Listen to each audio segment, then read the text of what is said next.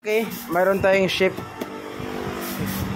Okay, mayroon tayong shipping. May order natin from Mindanao. Ito naman, crankshaft assembly NS 150 crankshaft assembly. So ngayon, titingnan natin kay bago tong deliver. So baksan natin sira, huwag kang magtaka, bukas yan. Buksan natin. Titingnan natin pa kasi bagong deliver to na parts. Crankshaft, bubuksan natin para makikita. At makikita mo sa vlog na legit yung i-deliver natin. Ito naman kasi order niya yan 150 connecting rod lang sa kanya. Ito sa kanya crankshaft to. Baklasin natin titingnan natin ito. Ayan, brand new yan, crankshaft isang seat na yan, may kasama ng ito. Baklasin natin para makita. Ito sirado pa. At least alam ko na crankshaft yan sa loob. So ayan, brand new. Ayan. Okay. So babalutin pa natin yan kasi via Mindanao yan So babalutin natin.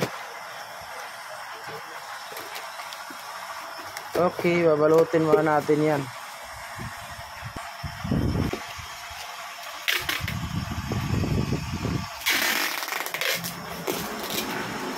I-double check ko yan bago yan via sa'yo.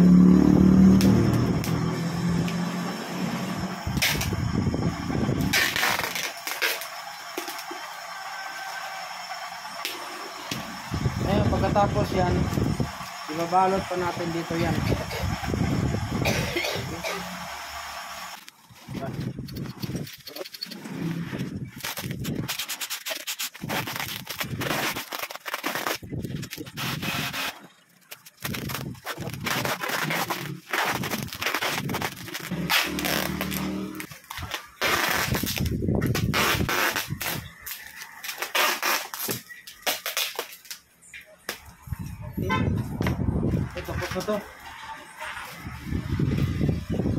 Ito na naman, wala ang karton dyan.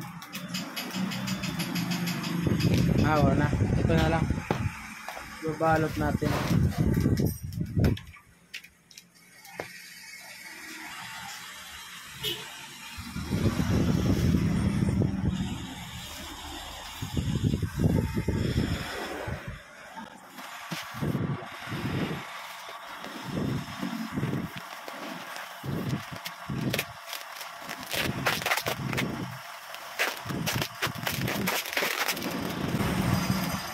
Okay, balot yan. Okay, sa mga gusto mag-order ng mga genuine parts ng Kawasaki Cruiser, pwede kayo mag-order. Lalo na sa mga ganito.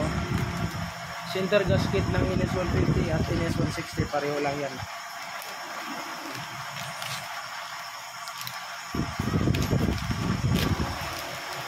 Tapos sa mga gusto mag-order pa ng ibang parts, message lang kayo. Okay, peace out.